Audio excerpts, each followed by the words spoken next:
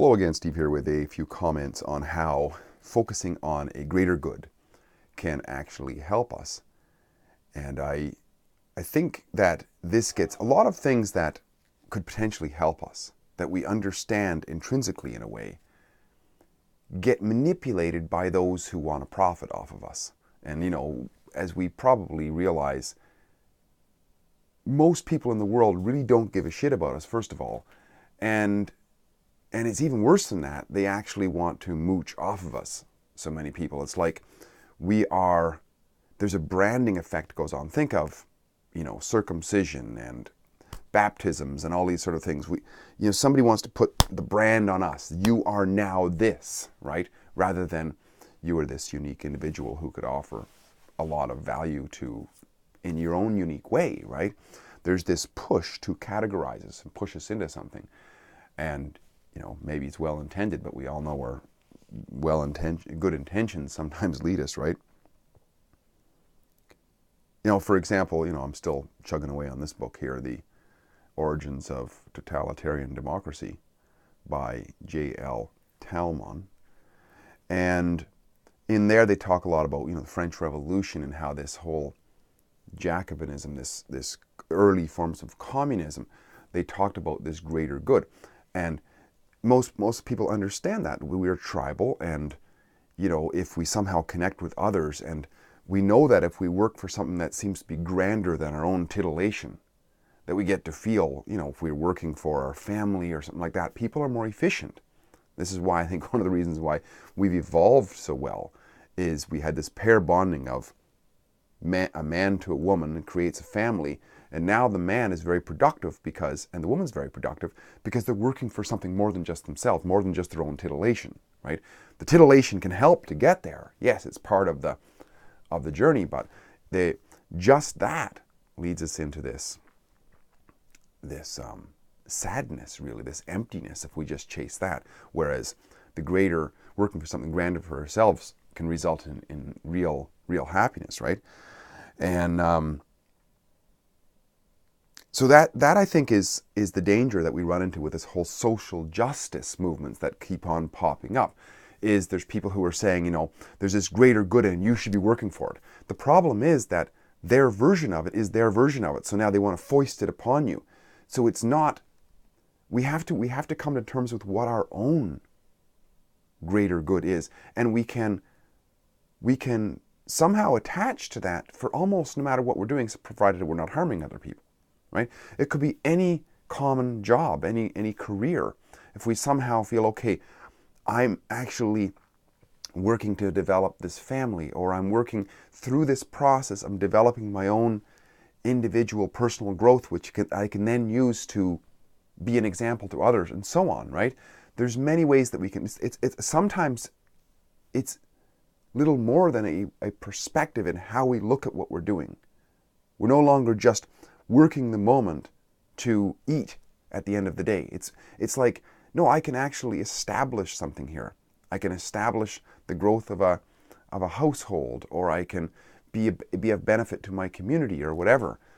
I can be a shining example to others, and so on. And I think this is important. It's important to recognize how people, conscious or unconscious, they will want to sort of guilt us into participating in their aspect of common good. And the worst example of this is communism, right? But unless we own it and we're able to see it as ours, because we're all in a way, we're like other bricks in the wall. We're individuals within this mosaic called the greater, right? The community or whatever. But unless we build our strength, our version of it, we're not passionate about it. We're not like horny for it in a way. It's like we want to do it. It's this form of greater good everybody has to be pushed around by the barrel of a gun, because these Jacobites and these communists are saying this is the greater good, but nobody buys it. Nobody else buys it. It might be in their own mind somehow, but it's completely perverted, because how in the hell can somebody else know what the greater sense of contribution to society somebody else is seeing. How the hell can that be possible? It's hard enough for us to get a grasp of it for ourselves, a genuine grasp of it for ourselves. Sometimes it can take a good part of a lifetime, or maybe never. But we strive for it. We can strive for it. But to say that we know what's the other person's version of a greater good, I think is completely nonsense. And this is why I think if we want a genuine greater good, the best thing that we can do is to support the individual liberty, the individual freedom of others. Because it's when people get that, hey, in order for me to be genuinely content and fulfilled in life, I must work for a greater cause than just my own individual titillation, right? My own individual cravings, my own individual dopamine hit of my emotions. I must be able to take on the challenges, like become that beast of burden and achieve something great. But the reason it's great is because I see what it's contributing to. You know, if it's just my titillation, it's not great. And that's the evidence is shown. But if I'm helping to build somebody else up, for example, if I'm a good example, if I'm contributing to the positive development of other individuals, the strengthening of other individuals, then we have this stronger community. And that's why I think it's so important for each and every one of us, if we can somehow put a little bit of time in each day to reflect on what is the real purpose in what I'm doing. And when we get to see that clearer, it'll there'll be little pieces here and there. We start to put it together.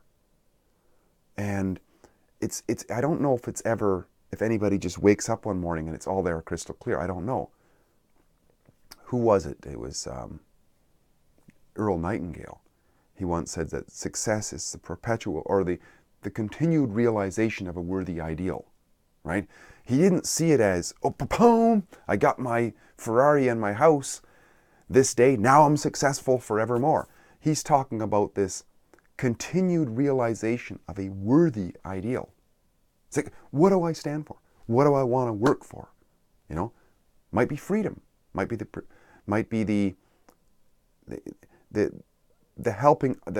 seeing of success in others, the seeing of success in one, the building up of oneself, so that oneself can be more effective, more successful, more engaged in the relationships, whatever it is.